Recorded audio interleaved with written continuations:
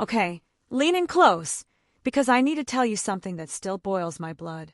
Can you imagine dedicating 6 grueling years of your life to a dream, pouring every ounce of yourself into it, only for your own father to use your celebration to tear you down and tell everyone he wished someone else was in your place?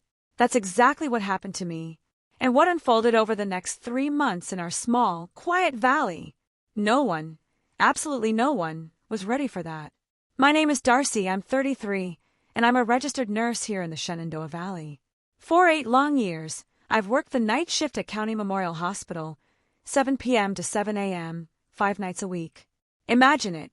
The sterile hum of fluorescent lights, the constant, low beep of monitors, and that particular, almost sacred quiet you only find in a hospital at 3 in the morning.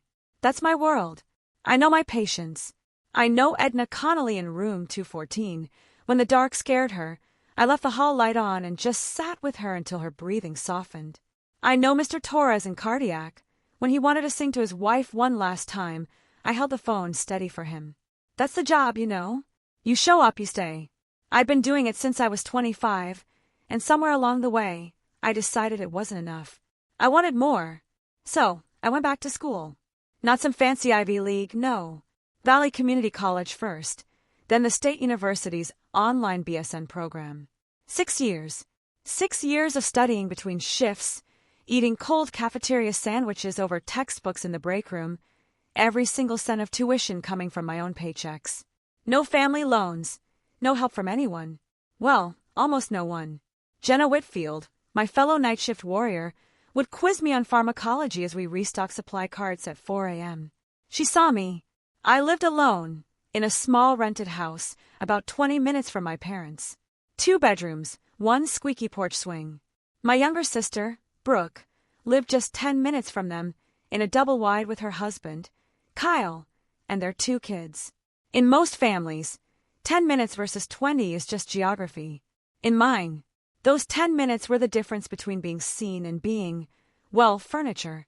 My father, Earl, is 62.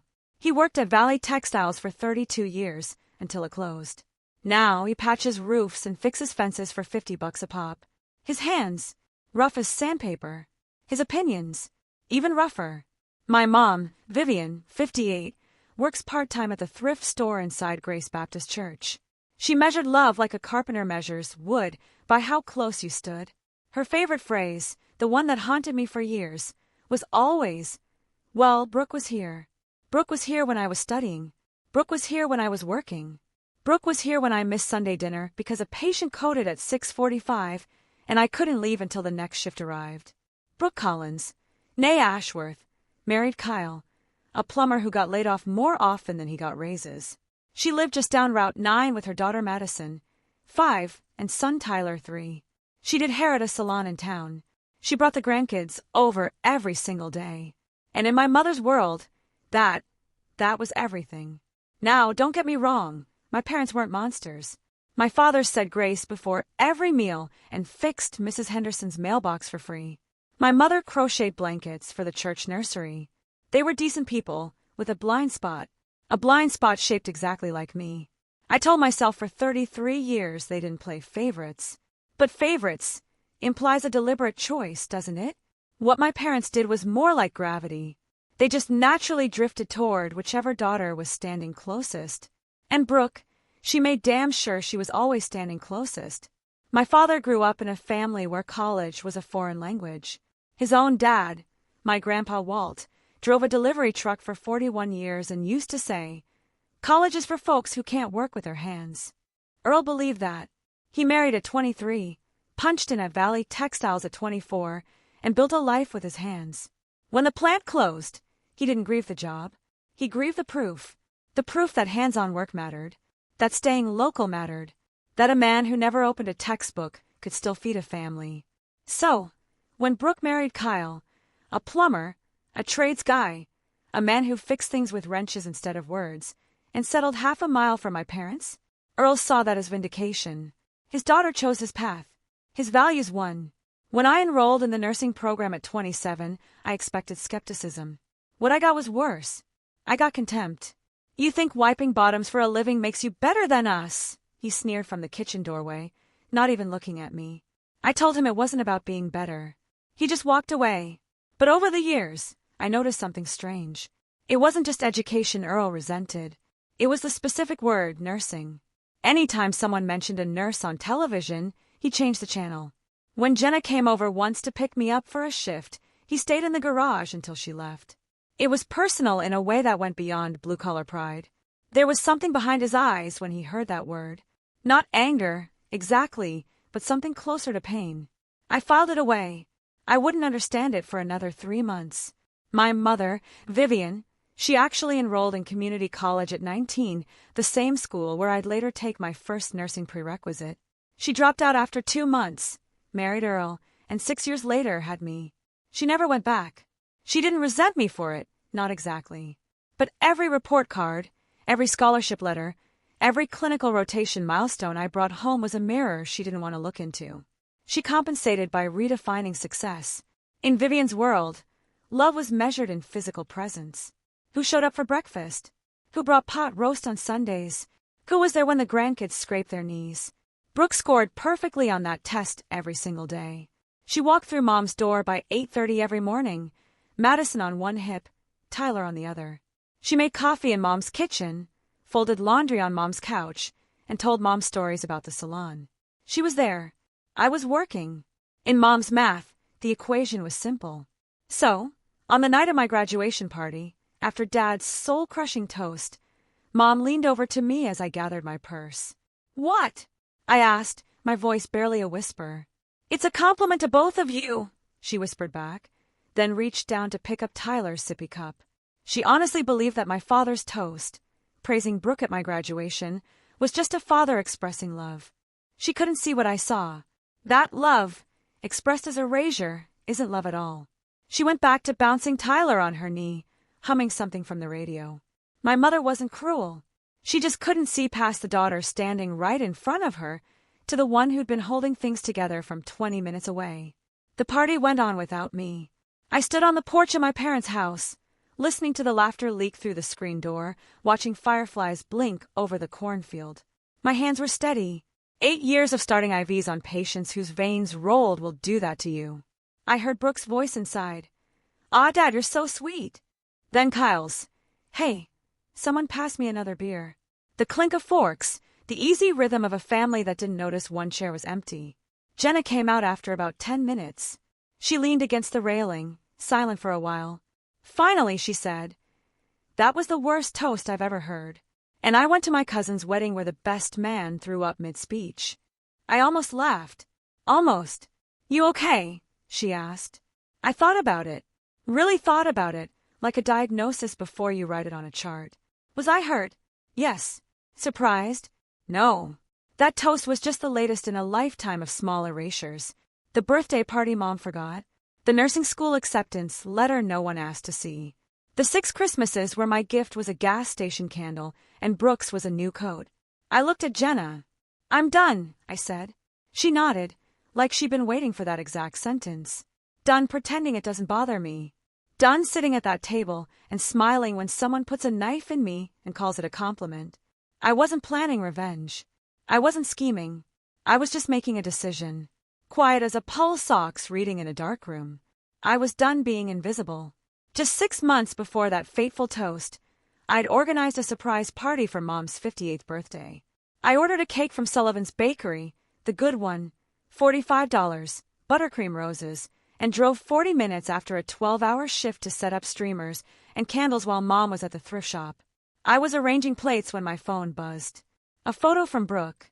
Mom blowing out candles at Brooke's kitchen table. Tyler had frosting on his nose. Brooke's text said, "Surprised Mom with an early birthday lunch." She loved it. I stood in my parents' kitchen, holding a $45 cake that nobody was going to eat. I called Mom. "Oh, honey," she said. "I already celebrated with Brooke. She made my favorite chicken salad. Can we do yours another time?" We didn't do mine another time. The cake sat in my refrigerator for a week. I ate 1 slice, standing at the counter at 11 p.m. after a shift. Threw the rest out on a Tuesday. The cost of the cake didn't bother me. $45 was a 10-hour side shift. I'd survive. What stayed was the image of me, standing in my mother's kitchen, holding something beautiful I'd brought for her, and being told someone else had already filled that space. That was Brooke's pattern, and I'd been slow to see it. She didn't compete with me, directly. She preempted me. Showed up first, gave the gift first, made the call first.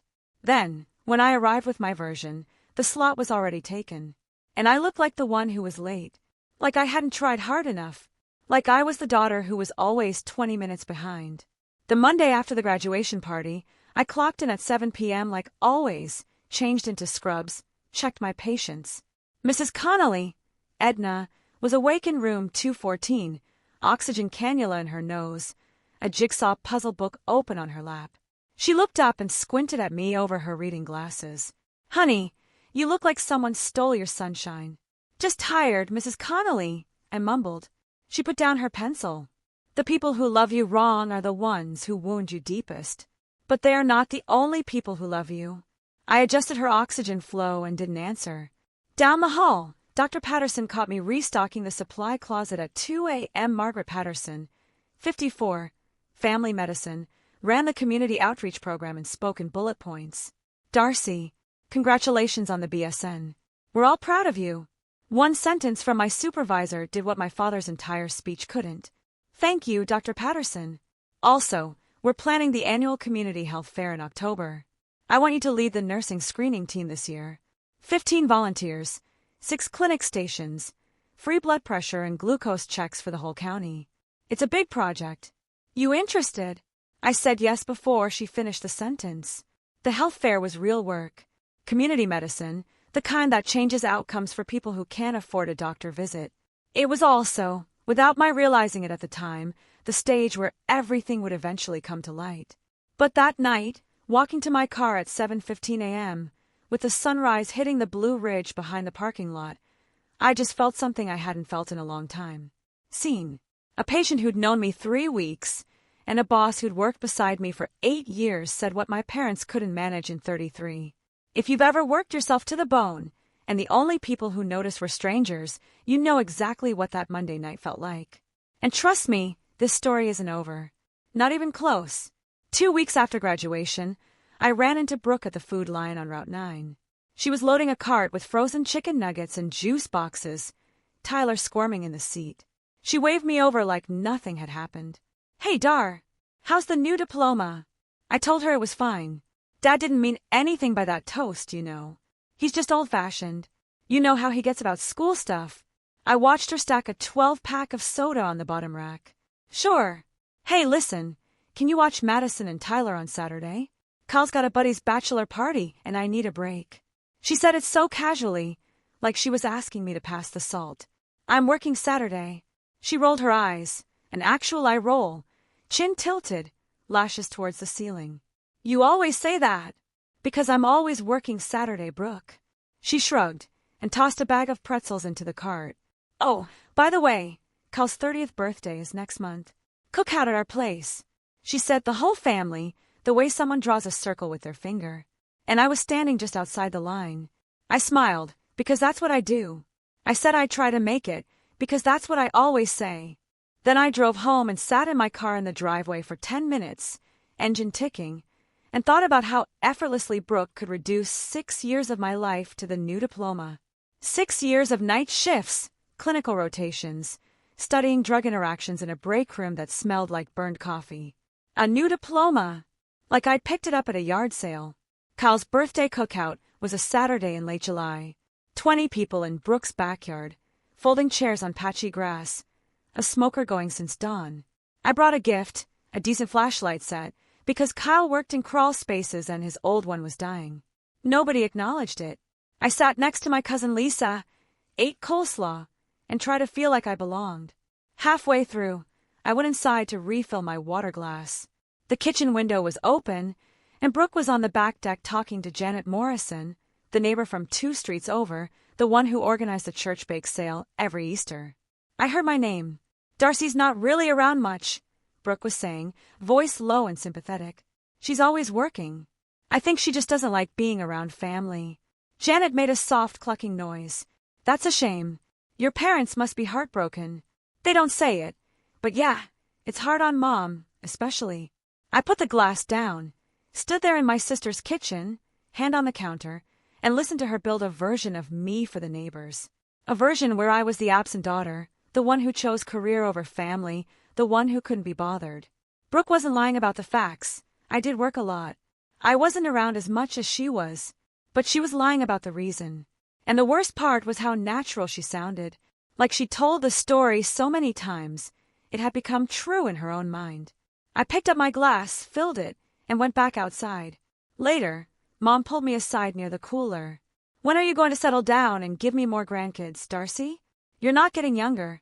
I said I'd think about it. August. The health fair became my anchor. Dr. Patterson gave me a budget, $3,000 from the hospital, plus a $2,000 county wellness grant. "Build something the community will remember," she said. I started making calls. 15 nurses volunteered from 3 counties, 6 clinic stations, blood pressure, glucose, cholesterol, vision, dental referral, and a kids' health education tent. The Shenandoah Valley Herald committed a photographer and a reporter. I booked the hospital's east parking lot, ordered tents from the rental company in Staunton, and designed a flyer that Jenna said looked almost professional. For the first time in years, I was building something that couldn't be preempted by a pot roast. Nobody could show up the day before and take credit for free cholesterol screenings. Nobody could text me a photo of a health fair at their kitchen table. This was mine, and it was real, and it mattered. The work was brutal. 60 hours a week between shifts and fair planning. I ate standing up. I slept in 5-hour blocks. But every phone call I made, every volunteer I coordinated, every box of latex gloves I ordered felt like laying a brick. I was building proof.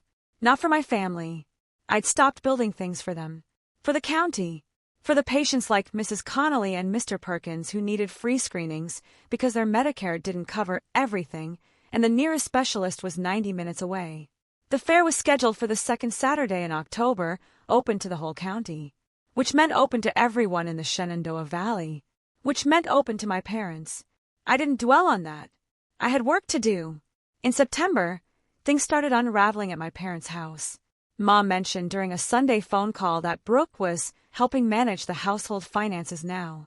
I paused midster of my oatmeal. What does that mean exactly? She's paying the bills, balancing the checkbook.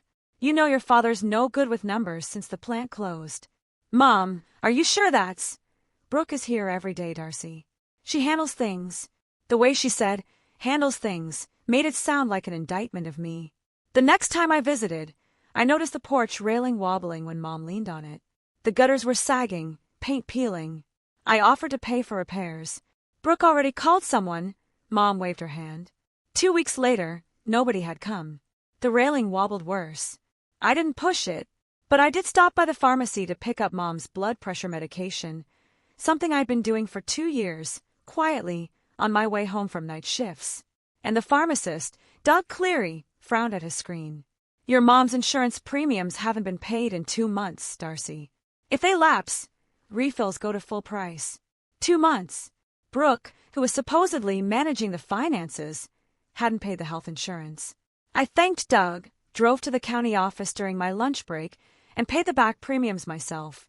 $412. I didn't tell Mom. I didn't tell Brooke. I didn't tell anyone. Because telling someone would mean admitting that the daughter who was always here wasn't actually doing the thing she said she was doing. And admitting that would force a fight I wasn't ready for. Not yet. Every Tuesday morning after my shift, I drove to Harold Perkins's house. Mr. Perkins was 74, lived alone since his wife Dottie passed in 2021, and had type 2 diabetes that needed regular monitoring. I'd been checking his blood sugar and blood pressure every week for 3 years. Not because the hospital asked me to, but because he lived alone, and the nearest endocrinologist was in Harrisonburg, an hour and a half each way. That Tuesday in mid-September, I was wrapping the blood pressure cuff around his arm when he started reminiscing. Harold Perkins had been a mail carrier in the valley for 40 years. He knew every family story. Your daddy used to come sit at my kitchen table, he said, staring at the wall where Dottie's cross-stitch still hung. Had anatomy flashcards spread out everywhere. Bones of the hand, muscles of the back. He'd quizzed himself for hours. I looked at him. Anatomy. Back in '91, before your mama got pregnant with you, He was real serious about it. Mr. Perkins caught himself. His eyes shifted, the way a person's eyes shift when they realize they've opened a door that was supposed to stay shut. Oh, that was nothing. Ancient history. He changed the subject to his tomatoes. I finished the checkup, wrote his readings in the log I kept for him, and drove home. The sun was coming up over the ridge. I should have been tired. Instead, I was wide awake, turning his words over in my mind like stones in a creek bed. Anatomy. 1991. My father at a neighbor's kitchen table with flashcards. He wasn't studying for fun. He was studying for something specific. I just didn't know what yet. I went back the next day, brought Mr. Perkins his blood pressure medication. I picked it up from Doug's pharmacy every month, rain or shine. I set the bag on his counter, poured him a glass of sweet tea, and sat down across from him. "Mr. Perkins," I said, "was my father trying to go to nursing school?" He set down his glass, looked at his hands. Then he told me. Earl Ashworth applied to the nursing program at Valley Community College in 1991. He was 28 years old. His inspiration was his grandmother, my great-grandmother, Mabel Ashworth, who'd served as a practical nurse with the Army during the Korean War. Earl adored her. She died when he was 16, and he carried her memory like a compass. He wanted to be like her. He studied for 5 months. Anatomy, biology, basic chemistry. He took the entrance exam at Mr. Perkins's kitchen table because he didn't want Vivian to know until he got in. He was waitlisted, then rejected. The letter came on a Thursday. 2 months later, Vivian told him she was pregnant with me. He took the factory job the following Monday and never spoke of it again. "He was going to be a nurse, honey," Mr. Perkins said, quiet as a prayer. "Just like you." I drove home with both hands on the wheel, my jaw locked so tight my teeth ached. 34 years. My father had carried a rejection from nursing school for 34 years. And every time I came home with a textbook or scrubs or a story about a patient, he wasn't looking at me. He was looking at the 24-year-old kid who sat at a kitchen table with flashcards and believed he could be something more. I was the mirror he couldn't face. If you've ever been punished for becoming the thing someone else couldn't, keep watching. I called Jenna that night, sat on my porch swing, listening to it squeak, and told her everything Mr. Perkins said. She was quiet for a long time. Then, that explains a lot. But it doesn't make it okay, Darcy. She was right. Understanding why my father flinched at the word nurse didn't undo the toast. It didn't unwrite 6 Christmases of gas station candles. It didn't take back the words, "I wish it was you holding that diploma." I went through old family photos that weekend. Found one I'd never really looked at. Earl, maybe 23, sitting at a table with books open, a pencil in his hand. I'd always assumed he was filling out paperwork for the factory. Now I saw it clearly. A young man studying, the same focus crease between his eyes that I get when I'm reading a chart. My father and I had been the same person, separated by 1 rejection letter and 34 years of silence. I made a decision, sitting on my bedroom floor with that photo in my hands. I would not use this information as a weapon. Telling Earl I knew about nursing school in the middle of an argument would be like detonating something that could never be rebuilt. And I wasn't interested in destruction. But I also wouldn't pretend the knowledge didn't exist. Understanding my father didn't make me less angry. It sharpened the anger into something focused. Because he'd had the one thing most people never get. A daughter who lived his exact dream, who could have been his pride and his redemption. And he punished her for it. That's not just favoritism. That's a man at war with his own reflection. October was 3 weeks away. The health fair was coming together. I'd secured a donation of portable screening equipment from Augusta Health in Staunton, 2 automatic blood pressure monitors, a hemoglobin A1C testing kit, and 50 packs of Lancets. The Herald ran a quarter-page ad. 12 of 15 volunteer nurses had confirmed. I was coordinating schedules, printing consent forms, ordering folding tables when Brooke called. "Hey, Dar, quick favor. Can you help cover Kyle's car insurance this month? He got laid off again. Company cut the whole plumbing crew." "How much?" "Just $400. $400 on top of the $412 I'd already paid for Mom's health insurance. On top of the $800 I was about to spend on the porch. I sent the money through Zelle in 30 seconds. Because that's what I do. I fix things. I cover bills. I show up with solutions while other people show up with pot roast. Snored softly. The next week, I stopped by the pharmacy again. Doug pulled me aside. Darcy, your mother's prescriptions need a prior authorization from her new doctor. Did she switch providers? I checked.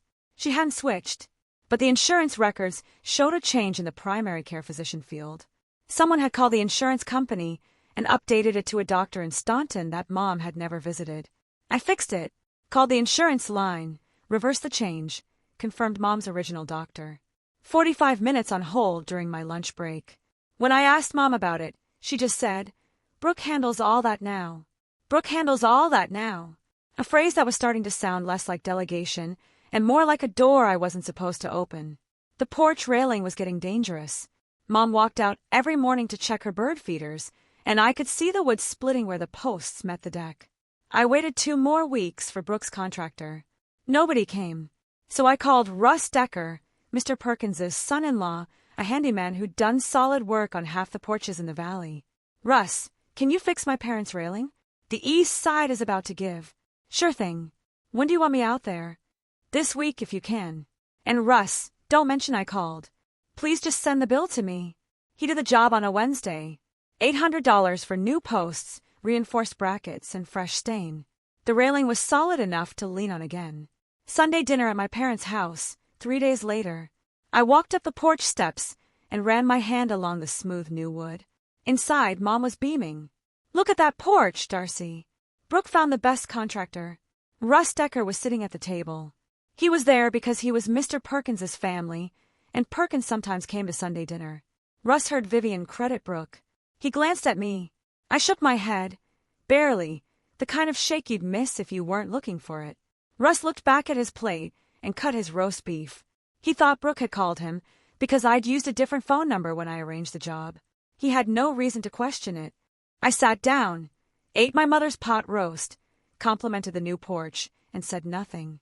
I'd paid $800 for a railing my sister got thanked for, but at least Mom was safe when she walked out to fill the bird feeder. That was the part that mattered. It was the only part one had left. 3 weeks before the health fair, I hit the wall. 60-hour weeks at the hospital, 20 hours of fair coordination, 5 hours of sleep on a good night. I missed Sunday dinner for the first time in 2 months. My phone rang at 7:30 p.m., right when I was walking onto the floor for my shift. "Mom, Darcy, we missed you at dinner. Brooke was here. She made your father's favorite pot roast." "I'm sorry, Mom. I'm at the hospital." Silence. Then, "You're always at the hospital." An hour later, a text from Brooke. "Mom was upset you didn't come." Again, like I was the one with a pattern of letting people down. I sat in the supply closet during my break at 2 a.m. and stared at the wall. Doubt crept in, the kind that sounds reasonable at 2 in the morning. Am I the selfish one? Am I too busy for my own family? Did I choose my career over the people who raised me? I texted Jenna. She texted back in 30 seconds. "You paid their insurance premium. You fixed their porch. You covered Kyle's car payment. You pick up their meds every month. You're not the absent one, Darcy. You're the invisible one." I read her text 3 times. She was right, and the difference between those terms, absent and invisible, was the whole story. An absent daughter doesn't show up. An invisible daughter shows up every single time, but nobody writes it down. Nobody remembers. Nobody stands up at a graduation party and makes a toast to the daughter who drove 40 minutes with a cake, or paid $400 in back premiums, or called a handyman about a railing. Being invisible is worse than being absent. At least when you're absent, people notice you're gone. Have you ever been the one who pays the bills, fixes the porch, and keeps the insurance current, but gets none of the credit while someone else makes pot roast and gets a standing ovation? If you just nodded, type "invisible" in the comments, because what happened at that health fair changed everything. I sent health fair invitations to every address in the county database. 340 postcards printed on the hospital's dime, with a picture of a stethoscope and the words "free health screenings" in bold blue. I mailed one to my parents. Same card as everyone else. No special plea, no handwritten note, just Saturday, October 11th, County Memorial Hospital, East Lot. Free blood pressure, glucose, and cholesterol screening. Meet your county nurses. Mom called that Thursday. "I saw the postcard, Darcy. That's nice. I might come. My blood pressure's been high." I told her we'd have a screening station for that. "Brooke says it sounds boring, though. Mom added. She's planning a cookout that Saturday. Kyle's going to smoke ribs. Same day. Of course.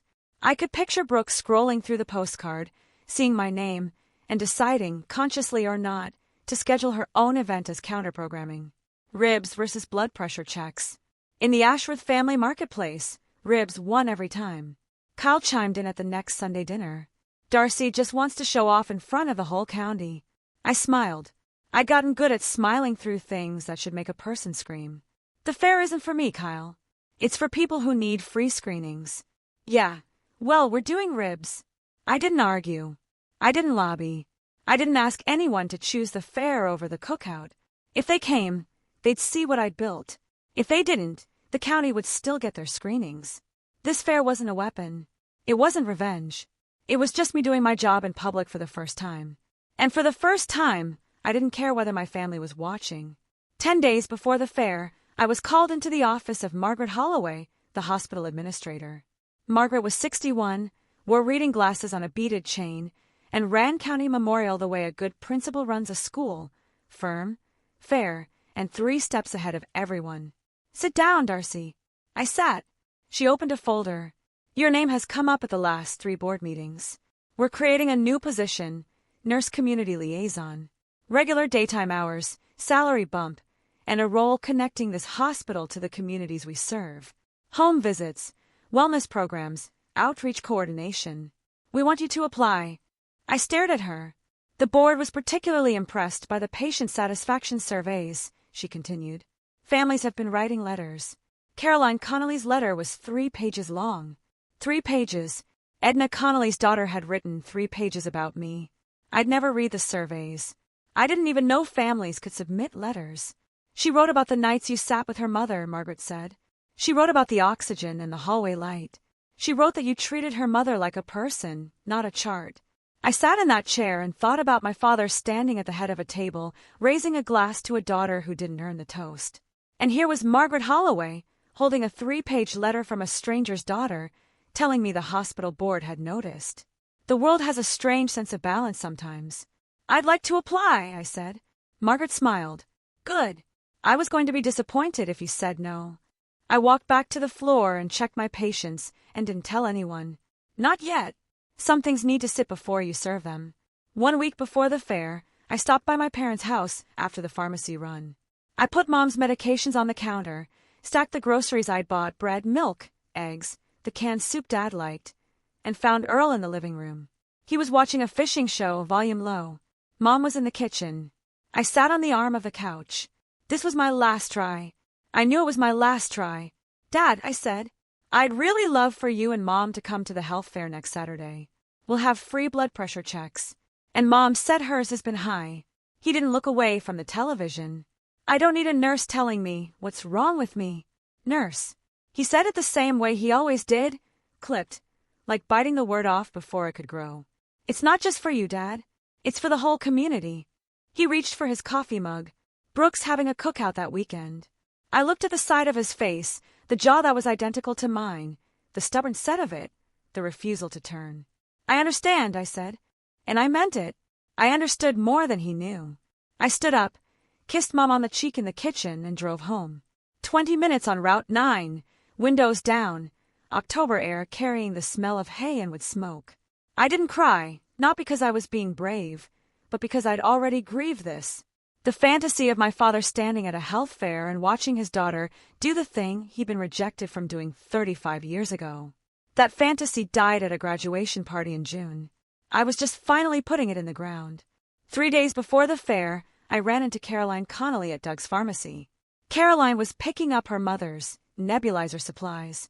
She was a kind woman, mid-40s, a school teacher, the type who remembered everyone's birthday. Darcy, I'm so excited about the fair. Mom keeps asking if you'll be at the blood pressure station. I'll be there. Caroline hesitated. Her face did that thing people's faces do when they're debating whether to say something uncomfortable. Can I tell you something? I hope this isn't out of line. Go ahead. I was at the ladies' group at Grace Baptist last Tuesday. Your sister was there. I waited. She told the group that she's the only one taking care of your parents. She said you told her you were too busy to help with their medical bills. A few of the women were saying how hard it must be for Brooke, carrying that alone. The pharmacy fluorescent lights buzzed. I could hear Doug counting pills behind the partition. My sister had stood in front of a church group, women who'd known my family for decades, and told them I'd abandoned my parents. Not with anger or malice, but with the practiced sorrow of a woman bearing a heavy burden alone. And the church believed her. Why wouldn't they? She was there every day. Darcy, are you okay? I'm fine, Caroline. Thank you for telling me. I drove home and sat at my kitchen table.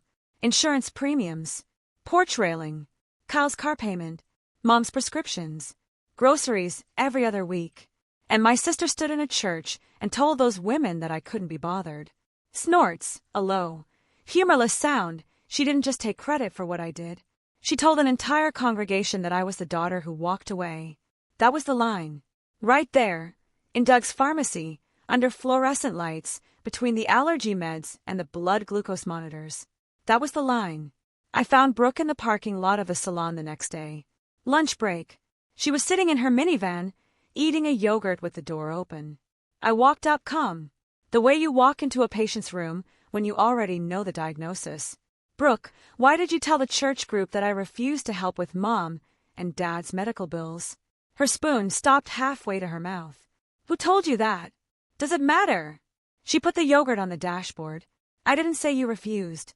I said you weren't around. You told them I was too busy to help. Caroline Connolly was sitting right there. Well, you were busy. You're always busy. I paid their insurance premiums when you didn't. I fixed the porch when your contractor never showed. I covered Kyle's car payment 2 months ago. I pick up Mom's medication every single month. Brooke's jaw tightened. That's different. That's just money.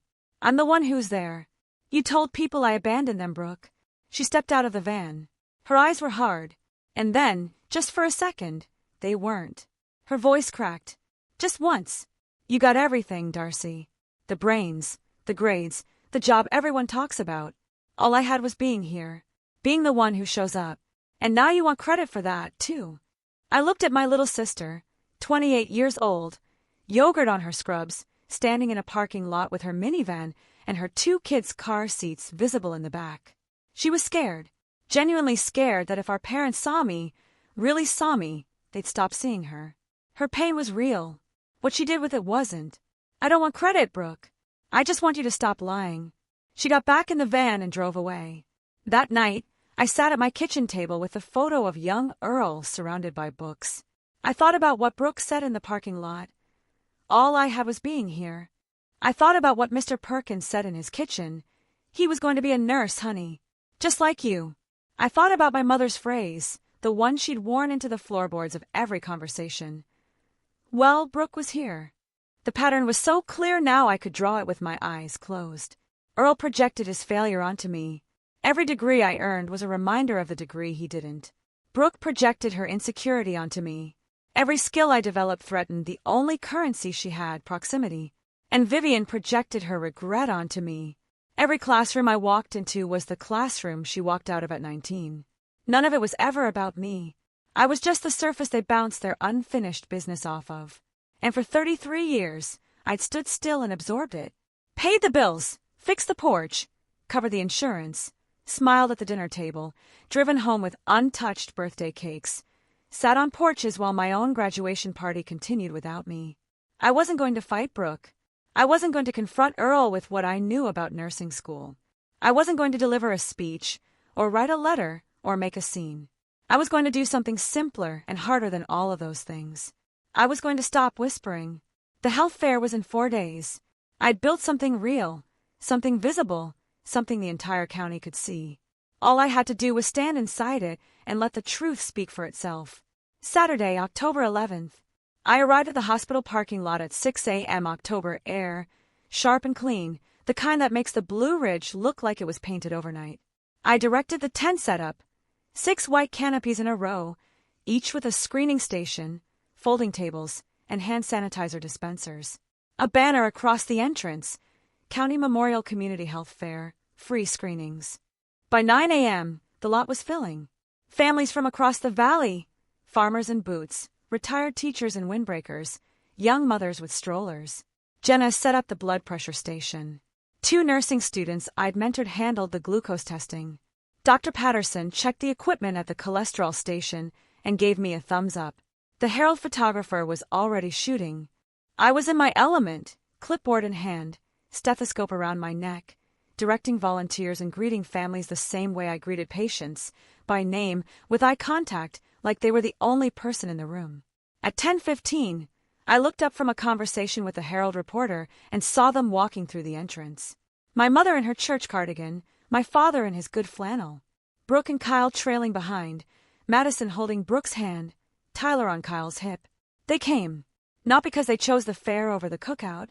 Kyle had forgotten to buy the ribs. Brooke had suggested going out to eat instead, and Vivian had said, "Well, the health fair is right there, and I want my blood pressure checked." Fate, or luck, or the kind of cosmic timing that only happens in real life. I didn't run to them. I didn't wave.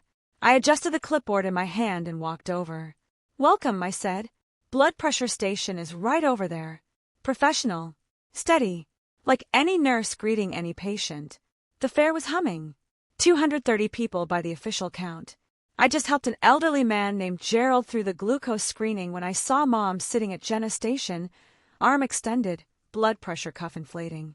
Jenna caught my eye and waved me over. 152/94, Jenna said quietly. "Hi." I pulled up a chair next to Mom, explained the numbers, talked about sodium, hydration, follow-up appointments. Clinical. Gentle. Thorough. Mom looked at me, really looked, with something I hadn't seen in a long time. Curiosity, maybe, or recognition. "You really know this stuff, don't you?" she said. Before I could answer, Dr. Patterson stepped up to the portable stage near the entrance. A microphone crackled. "Good morning, everyone. Thank you for coming to County Memorial's 3rd Annual Community Health Fair." Applause. I want to take a moment to recognize the person who made today possible. Our organizing chair, Darcy Ashworth. She turned to face the crowd. Darcy designed this fair from scratch. She recruited 15 volunteer nurses from 3 counties. She secured donated equipment and coordinated with 6 clinics. She did all of this while working full-time night shifts, the same 12-hour shifts she's been working for 8 years to serve this community. More applause. I stood near the glucose station with my clipboard and felt 230 pairs of eyes on me. Darcy is the nurse who drives to Harold Perkins's house every Tuesday to check his blood sugar. She organized free flu shots at the senior center last winter. She does these things not for recognition, but because this is who she is. Earl was standing near the back of the crowd. His hands were in his pockets. His jaw was set, but his eyes, for the first time in years, were on me. Dr. Patterson opened the floor for community questions. What happened next wasn't planned. It wasn't rehearsed or scripted or staged. People just started talking. Caroline Connolly stepped forward.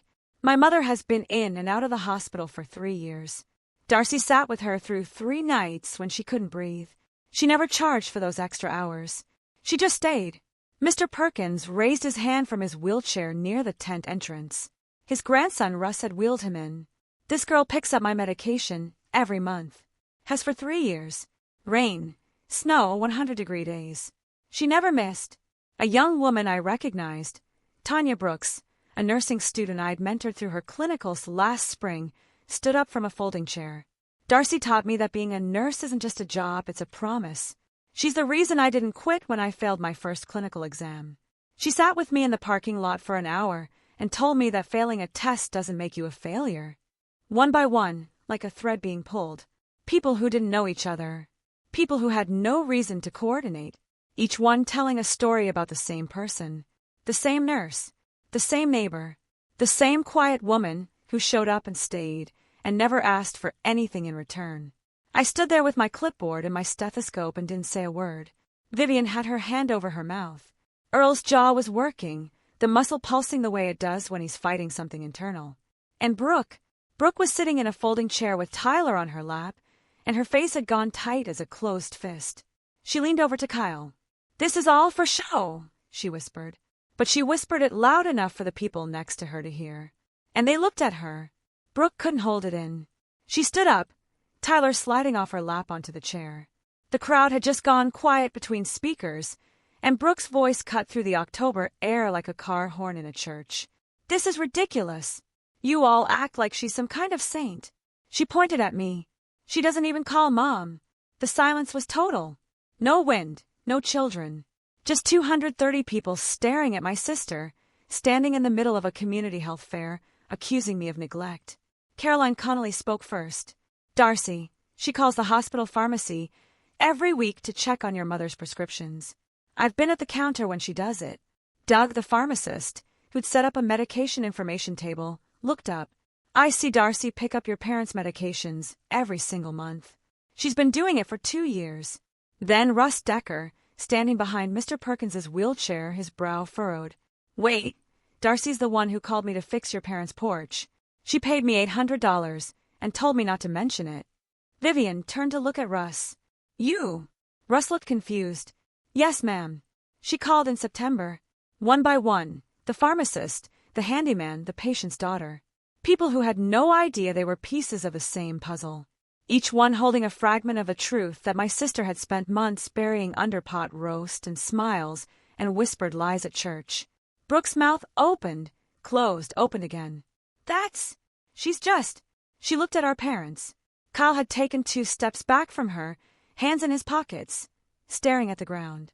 Nobody was coming to rescue Brooke's story. The story she built for months was collapsing, one witness at a time. Earl stepped forward. His face was red, not anger red, but the red of a man who's been standing too close to a fire he lit himself. He'd heard it all. The prescriptions, the porch, the insurance, the medications, the hours, the years. From people he'd known his entire life. His neighbor, his daughter's pharmacist, his friend Harold Perkins's own son-in-law. He tried to speak. Brooke was always right there. She was the one I could see. I looked at my father, 62 years old, rough hands, stubborn jaw. A man who'd applied to nursing school 35 years ago and been told no. A man who'd spent the decades since building a wall between himself and the word that hurt him most. I kept my voice level. I know, Dad. I've always known. You don't understand. I never meant. You stood at my graduation party and told a room full of people that you wished my diploma belonged to someone else. I paused. 230 people were listening. Vivian had tears running into the collar of her cardigan. You said it in front of my friends, my colleagues, the people who drove 3 hours to celebrate something I worked 6 years to earn. I didn't raise my voice. I didn't shake. I spoke the way I speak to a patient's family when the news isn't good. Clear, calm, and true. I don't need you to be proud of me, Dad. I needed you to see me. And you chose not to. Earl's mouth worked. No words came. Brooke tried one more time. She's making this about herself. She always. Russ cut her off without looking at her. Ma'am, she fixed your parents' porch and asked me not to tell anyone. That's not making it about herself. Brooke sat down. The folding chair creaked under her. Nobody spoke. I didn't leave this time. I stayed right where I was, standing in the middle of a health fair I'd built with my own hands, surrounded by the people I'd served for 8 years. I turned to the crowd, not to my family. Thank you all for coming today. This fair exists because I believe every person in this county deserves to be seen. Not for their degrees, not for whether they live 10 minutes away or 20. For who they are. My voice was steady, stethoscope around my neck, clipboard still in my hand. Just a nurse doing her job, in daylight for once, instead of under fluorescent lights at 3 a.m. I looked at my father. I became a nurse because I wanted to take care of people. I didn't know it would start with the people who never thought I could. Dr. Patterson stepped to the microphone one more time. One more announcement. The hospital board has created a new full-time position, nurse community liaison. After reviewing applications and community impact, they've offered the position to Darcy Ashworth. The applause hit like a wave. Mr. Perkins clapped from his wheelchair. Jenna was wiping her eyes at the blood pressure station. Caroline Connolly pumped her fist. Tanya Brooks, the nursing student, was crying openly. I nodded. Didn't bow. Didn't make a speech. Just nodded. The way you acknowledge something that's been a long time coming. Across the lot, my father was staring at his hands. Those rough, capable hands that had once held anatomy flashcards at a neighbor's kitchen table. My mother was pressing a tissue to her face. And Brooke sat in her folding chair, arms crossed, Tyler pulling at her sleeve, looking at the ground, while 230 people applauded the sister she'd spent months trying to erase. The fair ended at 4 p.m. Volunteers broke down the tents. Jenna loaded equipment into the hospital van. Families drifted home with pamphlets and screening results and free toothbrushes from the dental station. I was folding the last table when I heard footsteps behind me. Earl picked up a folding chair, then another. He stacked them on the cart without speaking. We worked side by side for 10 minutes in silence, the longest we'd been near each other without a television between us since I was in high school. Finally, he stopped, rested his hands on the back of a chair. "Your great-grandmother," he said. "My mother's mother, Mabel. She was an army nurse in Korea. I knew that. The family had a photo of her somewhere, young woman in uniform, dark hair pinned under a cap.